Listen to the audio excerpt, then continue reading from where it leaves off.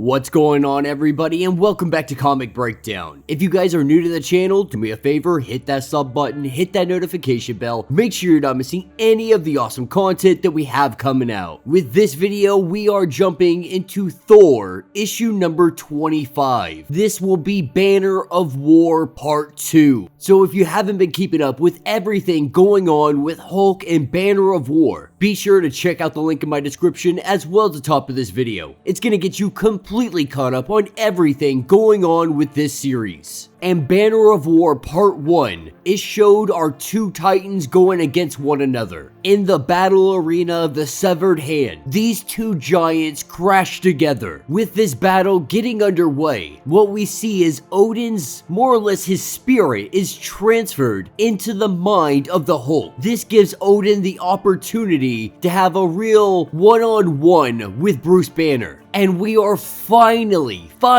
figuring out what the heck happened in El Paso. Because while in El Paso, Bruce Banner supposedly had killed 17 people. This is the whole reason for him being on the run. So be sure to buy the comic, support the industry, and with that being said, let's dive into this breakdown. Alright gang, so our story starts us off at Avengers Mountain. They now have the location of where the Hulk is. In the arena that is referred to as the Black Hand of God, with Iron Man debriefing everybody on the situation. Reed Richards has to ask the question, how did you figure this out? How were you able to find him in the vastness of space? And what Tony does is he really plays with him. He starts to mess with him, telling him that he has satellites scanning all over space and he was able to hear Hulk smash throughout the vastness of all space. That one of his satellites had been destroyed right beforehand it picked up those words. And Reed Richards is legitimately impressed in Tony Stark, not even believing that he had the capability of doing something so vast. The truth is he doesn't. Thor's ravens had come to let them know exactly what is going on. There was no satellite, there was no scream saying Hulk smash that reverberated through space and time. It was simply the ravens sending a message. Now, of course, Captain America, he is ready to find some kind of diplomacy. Try to find a way to reason and bring Bruce Banner back, wanting everybody to just hold their ground while Thor is taking him on. Iron Man, he has another idea. He is gonna go fight the Hulk. And while Captain America is very much opposed to this idea, Tony Stark doesn't care in the slightest. In fact, Tony Stark is not even at this meeting. This is one of his Iron Man suits that is being remote piloted, letting Steve know that he has never, ever actually physically been at one of these meetings, that it has always been one of his remote suits. Not wanting to argue with Captain America any longer, Iron Man initiates his flight sequence, and we see one of his Hulkbuster suits flying up to the stars. And that's what takes us to Starship Hulk. Inside the mind of Hulk, this is where we find Odin and Bruce Banner. And when Odin first gets in here, he definitely lays down some heavy punches on Bruce Banner. The truth is though, this place, this existence, this Starship Hulk that they are inside of, this is all under the control of Bruce Banner. So no matter who Odin may be, this is a place where Banner has the upper hand. Because inside this mind, inside Starship Hulk, Banner is God. Having the computer run an auto-defense system. This is so the body of Hulk will be fighting Thor on the outside, while Bruce Banner can really figure out what he is going to do with Odin. But before this conversation can truly get underway, we see that Odin is able to break free. And in doing so, he starts just mopping the floor with Bruce Banner, not giving Bruce any kind of time to think, to move, to even operate. Not even sure how Odin is even capable of doing this. And so while Odin is just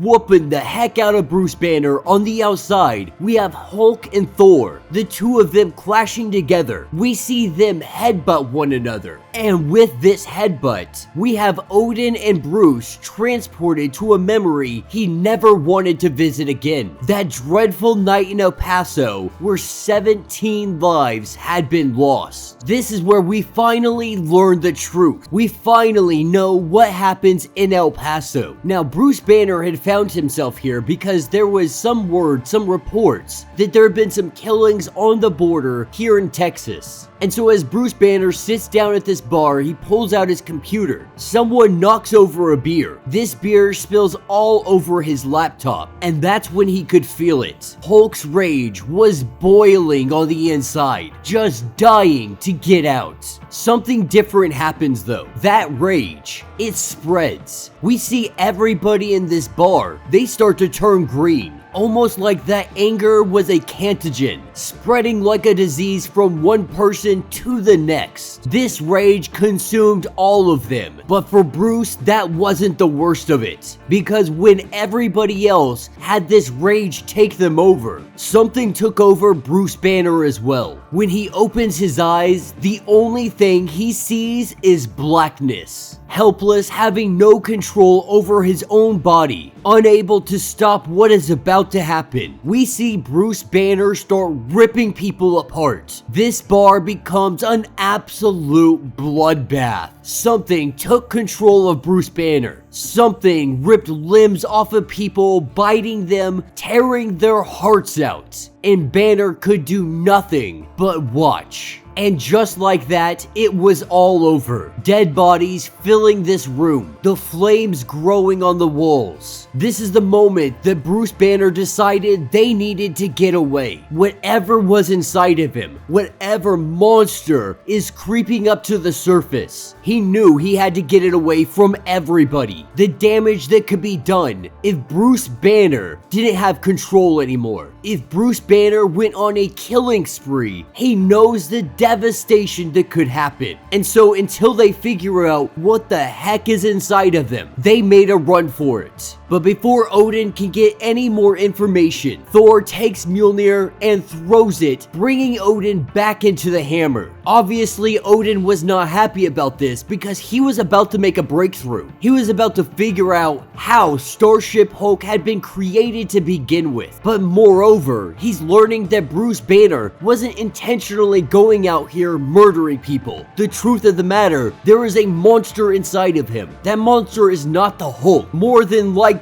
this was the result of Titan, with Thor letting Odin know that they no longer have time, and that is because the cavalry has arrived. Bruce Banner's psyche still trapped inside Starship Hulk. He has no control over anything going on. The individual that does take control is the Hulk psyche, locked inside the engine room, going against one disaster and catastrophe after another, from Marvel zombies to Celestials. Bruce Banner has been throwing simulation after simulation at the Hulk psyche, but now the Hulk psyche has control. He has no idea that he is not in a simulation, so he is gonna go 100%. He will rip apart anything and anyone that stands before him, and that's where player 3 enters the game. From the sky, this is where we see Tony Stark and his magnificent Hulkbuster. And that will be the end of this issue.